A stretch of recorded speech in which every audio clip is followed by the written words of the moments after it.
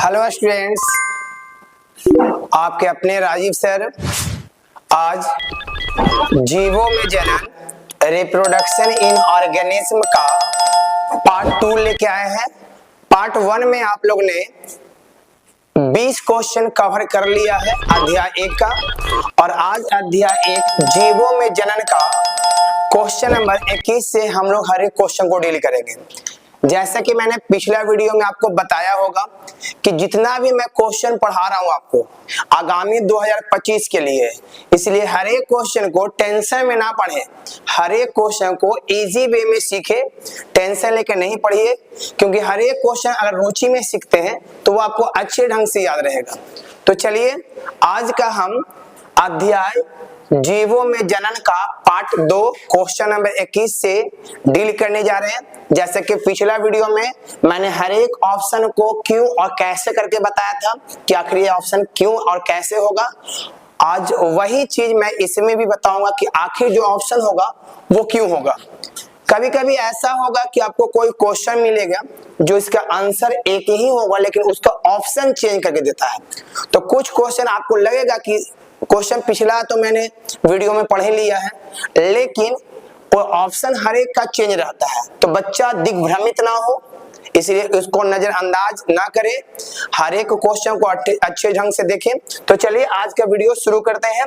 हमारा जो पहला क्वेश्चन है वो है मानव युग्मकों में गुणसूत्रों की संख्या कितनी होती है। जी हाँ, बहुत सारे बच्चे इसमें डाउट में आ जाते हैं कि आखिर जो ये क्वेश्चन है, ये क्वेश्चन में बहुत सारे बच्चे को लगता है, ऐसे तो सारे बच्चे जानते हैं मानव में युग्मकों में गुणसूत्रों की संख्या जो होती है 23 जोड़ा अर्थात 46 होती है, बट बहुत सारे बच्चे जो है टेंशन में आ जाते हैं कि ऑप्शन बी होगा या ऑप्शन डी होगा, 23 होगा या 46 होगा।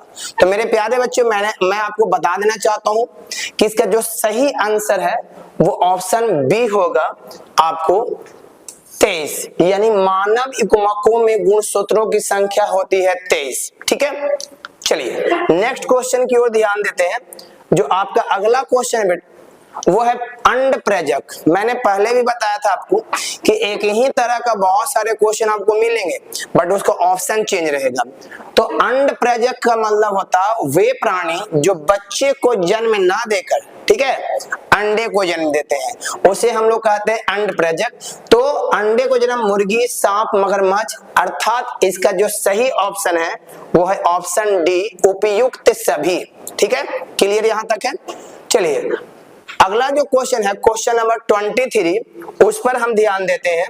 जो अगला क्वेश्चन हम लोग का है वो ये है बेटा, जब संतति की उत्पत्ति एकल जनक द्वारा होती है, यानी सिंगल पेरेंट के द्वारा, नर और मादा के मिलन से नहीं, नर युग्मक और मादा युग्मक के संलयन से नहीं, जब किसी जीव का निर्माण एकल जनक के द्वारा होता है तो उसे आप लोग को भी पता है अलैंगिक जनक कहते हैं, यानी ऑप्शन बी सही आंसर इसका। सही है, कोई दिक्कत। चलिए नेक्स्ट क्वेश्चन की ओर हम लोग ध्यान देते हैं मेरे प्यारे बच्चों। अगला जो क्वेश्चन आपका है, मुकुलन द्वारा जनन किसमें होता है। ठीक है, मुकुलन का मतलब क्या होता है कि कोई भी, जैसे मान के चलिए कि कोई भी एक जीव है, ये इस तरह के हम देख लेते हैं, ये है ईस्ट, ठीक है, ये है ईस्ट, और ईस्ट के मध्य में जो होता है वो केंद्रक होती है, हर एक जीव में केंद्रक होती है, और इसके शरीर से एक उभार निकलता है। ठीक है, इस उभार को हम लोग कहते हैं मुकुल। ठीक है, और जब इसी मुकुल के द्वारा एक नए जीव का निर्माण होता है तो इस क्रिया को हम लोग कहते हैं मुकुलन। तो मुकुलन की क्रिया आपका हाइड्रा में भी होती है, ईस्ट में भी होती है। तो चूंकि इसमें ऑप्शन हाइड्रा नहीं है तो इसका सही जवाब होगा ऑप्शन ए, ईस्ट में। मुकुलन की क्रिया होती है ईस्ट में। ठीक है, नेक्स्ट क्वेश्चन की ओर ध्यान देते हैं। क्वेश्चन नंबर है 25, इनमें से कौन द्विगुणित संरचना। ठीक है, देखिएगा आपको पार्ट 1 में भी मैंने बताया था और पार्ट 2 में भी ये क्वेश्चन आ गया है, द्विगुणित संरचना। द्विगुणित का मतलब 2n होता है। तो मैंने आपको पिछला क्लास में बता दिया था कि अंडाणु मादा युग्मक है जो कि n होता है, शुक्राणु नर युग्मक है जो कि एन होता है, और इसी अंडाणु और शुक्राणु के मिलने से बनता है युग्मनज, तो एन और एन के मिलने से बनता है 2n। तो इसका सही आंसर होगा युग्मनज, ऑप्शन सी। पिछला वीडियो में आपने देखा होगा ऑप्शन चेंज था, तो हम हर एक वो क्वेश्चन को ध्यान में रख के उन बच्चों को समझाना चाहते हैं कि अगर क्वेश्चन चेंज भी हो जाए तो आप उसमें धोखा ना खाएं, हर एक क्वेश्चन को अच्छे ढंग से डील करें। क्लियर है? चलिए नेक्स्ट क्वेश्चन की ओर ध्यान देते हैं मेरे प्यारे बच्चों। अगला जो क्वेश्चन है वो क्रमिक विकास का योगदान है। कौन विकास? क्रमिक विकास। एक चीज याद रखिएगा, जहां विकास आ जाएगा तो समझिए परिवर्तन हो रही है। ठीक है, परिवर्तन हो रही है। मैंने अभी आपको फिर बताया है, टेंशन में नहीं पढ़ना है, और आप लोग हर एक वीडियो को टेंशन में देख के पढ़ें, रुचि आनंद लेके पढ़िए ना, आपको बहुत मजा आएगा।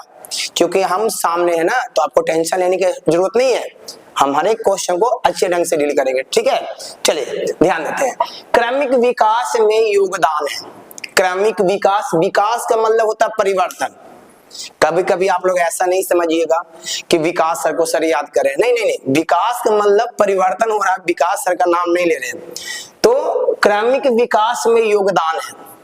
तो सबसे पहले जानना, विकास का मतलब परिवर्तन, क्रमिक का मतलब होता है क्रमबद्ध तरीके से, किसी में परिवर्तन अचानक नहीं, धीरे धीरे आता है।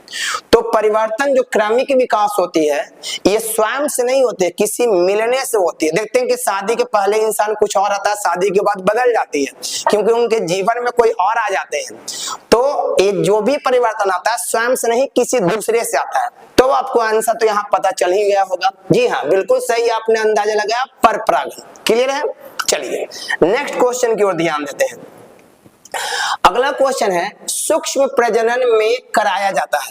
सूक्ष्म प्रजनन जिसको कहते हैं माइक्रो रिप्रोडक्शन। ठीक है, माइक्रो माने सूक्ष्म तरीके से प्रजनन कराया जाता है।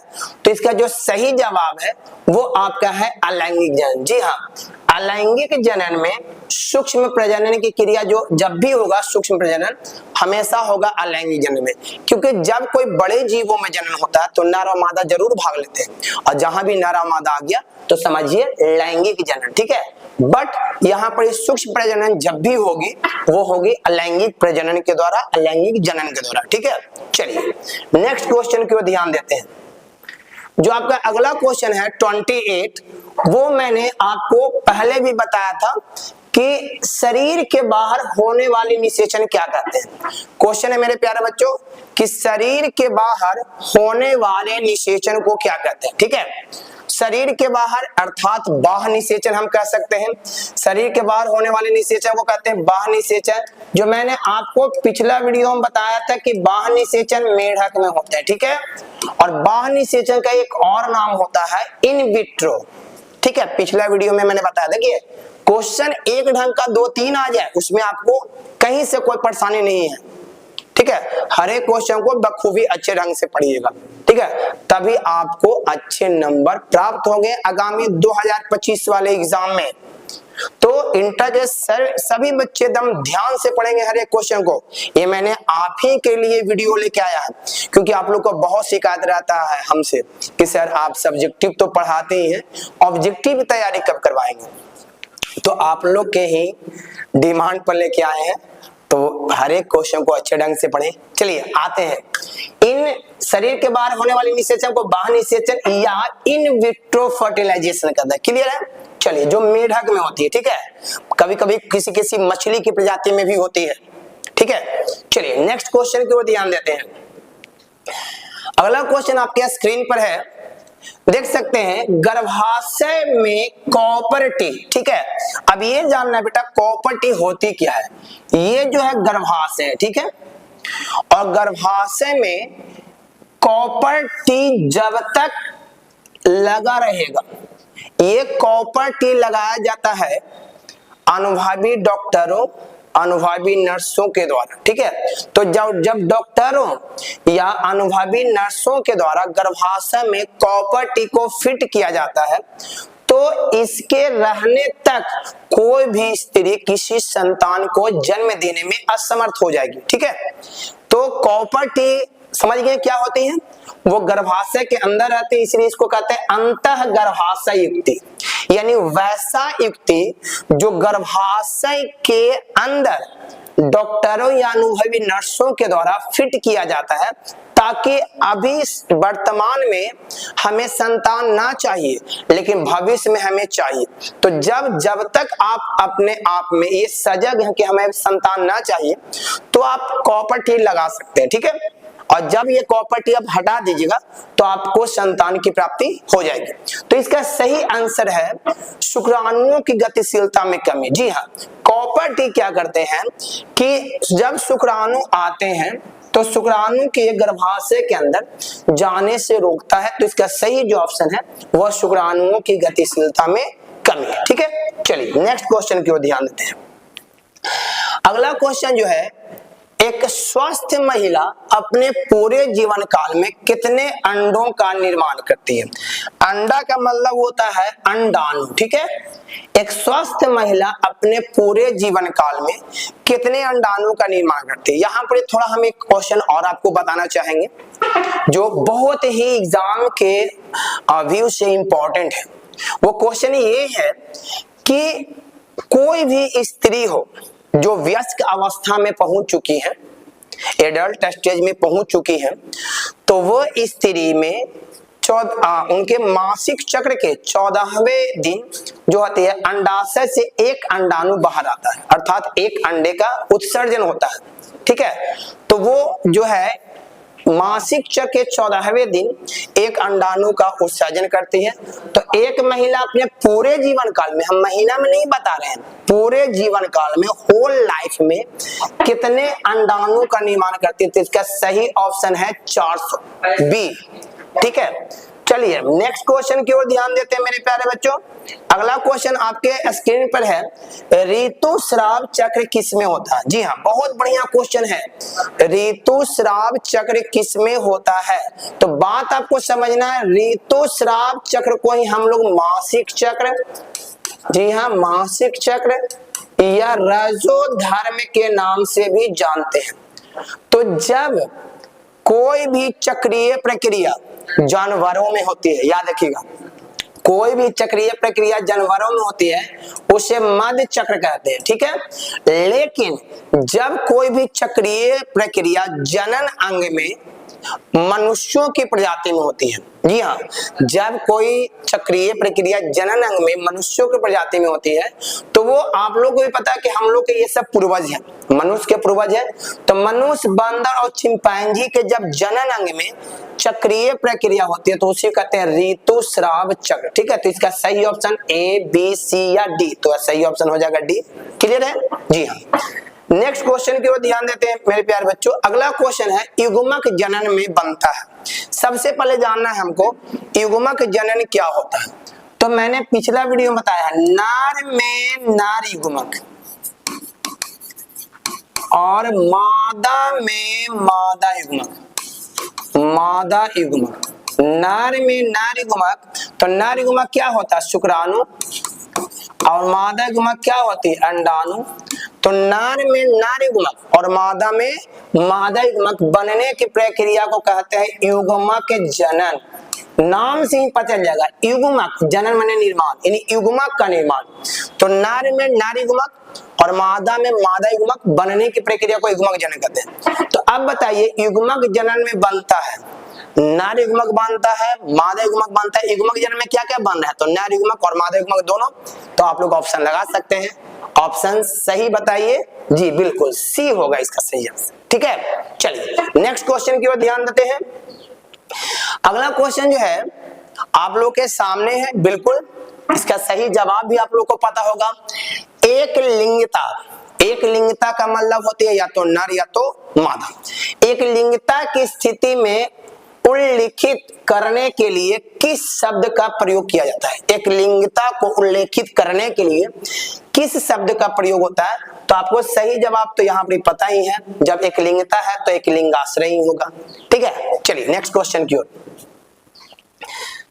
नेक्स्ट क्वेश्चन जो है, जब जीव या पौधे के शरीर से किसी भाग, जब जीव या पौधे के शरीर के किसी भाग में क्षतिग्रस्त होने के कारण है ना, पश्चात पुनः उसी अंग का निर्माण होता है। मान के चलिए देखते होंगे आप लोग को मैंने पढ़ाया होगा प्लेनेरिया में पुनरुद्भावन, ठीक है। तो प्लेनेरिया एक ऐसा जीव है, देख लीजिए, जिसके शरीर को अगर हम कई भागों में बांट दें, ठीक है, एक भाग इस तरह से बट गया, दूसरा भाग जो है इस तरह से बट गया और तीसरा भाग इस तरह से बट गया, ठीक है। ये तीनों भाग जो है फिर से एक नए प्लेनेरिया का निर्माण करेगा, ठीक है। तीनों भाग एक नए प्लेनेरिया का क्या कर दिया, निर्माण कर दिया। तो इस क्रिया को हम लोग कहते हैं पुनरुद्भवन। पुनः माने दोबारा, नाम है पुनरुद्भवन माने दोबारा उद्भव होना उस अंग का जो अंग कट के अलग हो गया। तो इसका सही आंसर होगा ऑप्शन ए, ठीक है। चलिए नेक्स्ट क्वेश्चन की ओर। अगला क्वेश्चन बेटा, इनमें कौन सा भाग द्विगुणित है? सही आंसर आप लोग को पता होगा। देखिए ऑप्शन ये बहुत बार आप देखे होंगे, बट हर एक का देख रहे हैं ना ऑप्शन चेंज है, तो हम वो हर एक क्वेश्चन का ख्याल रखे हैं जिससे आपको आगामी 2025 में आने वाले क्वेश्चन पर किसी तरह का कोई क्वेश्चन दे दे, कोई डाउट आपको नहीं होनी चाहिए। तो सही ऑप्शन डी है, क्लियर है। चलिए अगला क्वेश्चन हम लोग देखते हैं, सही ऑप्शन डी हो गया। नेक्स्ट क्वेश्चन की ओर ध्यान देते हैं, है ना। तो नेक्स्ट क्वेश्चन बेटा, जीन प्रकंद, ओहो, प्रकंद का मतलब होता है ना, आपने सुना होगा कि प्रकंद का मतलब होता है कि किसी भाग से बाहर की ओर एक उभार निकलना। तो प्रकंद आपको कायिक प्रबंधन में पढ़ाए होंगे, आलू का आंख, अदरक का प्रकंद, पत्तियों में जो पत्ती होती है ब्रायोफिलम। तो कायिक प्रवर्धन अगर प्रकंद की बात आती है तो वो आती है अदरक में प्रकंद, सही है। इसका सही ऑप्शन समझ में आ गया आपको। नेक्स्ट क्वेश्चन की ओर ध्यान देते हैं। अगला क्वेश्चन जो है स्तनधारी, सबसे पहले बच्चों ये जानना है स्तनधारी, क्वेश्चन पढ़ने से पहले हम ये जानेंगे स्तनधारी किसको कहते हैं। तो वे प्राणी जो बच्चे को जन्म देकर अपने स्तन से दूध पिलाती है, ठीक है, अंडे को जन्म नहीं देती है बल्कि बच्चे को जन्म देके अपने स्तन से दूध पिलाती है, उसे कहते हैं स्तनधारी। तो स्तनधारी के किस भाग में निषेचन की क्रिया होती है? तो इसका सही ऑप्शन है फैलोपियन नली, फैलोपियन नली इसका सही ऑप्शन है। आप जो है इस ऑप्शन को बहुत बार आपने एग्जाम में देखा होगा कि किस भाग में जो है आपका स्तनधारियों के किस भाग में निषेचन की क्रिया होती है। तो उसका सही जवाब है फैलोपियन नली, ठीक है, कोई दिक्कत। चलिए आते हैं अगला नेक्स्ट क्वेश्चन की ओर। नेक्स्ट क्वेश्चन है 38, प्राकृतिक अनिषेक जनन पाया जाता है। इसमें बहुत बच्चे मिस्टेक खा जाते हैं, बहुत अलग ढंग का क्वेश्चन। प्राकृतिक रूप से अनिषेक जनन होता है, प्राकृतिक रूप से मतलब मानवीय रूप से नहीं, प्राकृतिक रूप से उनमें अनिषेक जनन की क्रिया होती है। तो इसका सही ऑप्शन होगा मधुमक्खी में। यही मधुमक्खी शहद का निर्माण करता है, ठीक है। और मधुमक्खी जो होते हैं बेटा, इसके कई प्रजातियां होते हैं। एक होता है रानी मधुमक्खी, एक होता है कार्यकर्ता मधुमक्खी और एक होता है ड्रोन मधुमक्खी, ठीक है ना। तो कार्यकर्ता मधुमक्खी शहद का निर्माण करता है। ये कभी कभी आपको एग्जाम में पूछ दिया क्वेश्चन को, ये पूछा गया क्वेश्चन है। चलिए, तो प्राकृतिक अनिषेक जनन पाया जाता है कौन बेटा, किसमें, मधुमक्खी में। और शहद का निर्माण कौन मधुमक्खी करता है, तो कार्यकर्ता मधुमक्खी, ठीक है। चलिए नेक्स्ट क्वेश्चन की ओर ध्यान देते हैं। बिना निषेचन फल का निर्माण करता है। ये भी बहुत अच्छा क्वेश्चन है और इसमें भी बहुत ज्यादा बच्चे गलती करते हैं। वो सीधे देखते हैं बिना निषेचन के फल का निर्माण, तो सीधे ऑप्शन मारते हैं अनिषेक जनन। जबकि मेरे प्यारे बच्चों यहाँ फल का निर्माण है, ना कि जनन की पूछ रहा। बिना निषेचन के फल का निर्माण कहलाता है अनिषेक फलन, सही है, अनिषेक फलन इसका सही जवाब है। चलिए नेक्स्ट क्वेश्चन की ओर ध्यान देते हैं। जीन अभियांत्रिकी मानव इंसुलिन किससे बनता है? एक बात याद रखिए बेटा, मानव इंसुलिन, इंसुलिन का काम क्या होता है, तो जब किसी भी व्यक्ति में चीनी बीमारी हो जाती है, जिसको हम लोग कहते हैं मधुमेह रोग, डायबिटीज, तो डायबिटीज बीमारी जो होती है, मधुमेह रोग होता है, वो होता क्यों है, तो हमारे जो अमाशय के नीचे अग्नाशय होते हैं, उस अग्नाशय में इंसुलिन बनता है और वही इंसुलिन का बनना कम हो जाता है तो हमें शर्करा जैसी बीमारी अर्थात डायबिटीज बीमारी का हम शिकार हो जाते हैं। तो हमारे शरीर में इंसुलिन की कमी हो जाती है, हम डायबिटीज रोग का शिकार हो जाते हैं। तो वो इंसुलिन हमें हमारे शरीर में बाहर से इंजेक्ट कराया जाता है, बाहर से प्रवेश कराया जाता है। तो वो जो मानव इंसुलिन, जो पहले इंसुलिन तैयार किया जाता था वो पशुओं के अग्नाशय से तैयार किया जाता था, लेकिन अब जो इंसुलिन तैयार किया जाता है बायोटेक्नोलॉजी के द्वारा, जैव प्रौद्योगिकी के द्वारा, वो तैयार किया जाता है जीवाणुओं के द्वारा। ठीक है, कौन सा जीवाणु है? E coli. ठीक है ना बेटा, ई कोलाई जीवाणु के द्वारा हम लोग मानव इंसुलिन का निर्माण करते हैं। तो हमने आपको पार्ट 1 में 20 क्वेश्चन और पार्ट 2 में 40 क्वेश्चन सोल्व कर दिया है। आई होप आपको वीडियो अच्छा लगा हो तो अपने दोस्तों को शेयर करें ताकि वो आगामी 2025 में आने वाले हर एक क्वेश्चन का उत्तर सही ढंग से देके अच्छे प्राप्तांक से वो पास हो सके। धन्यवाद।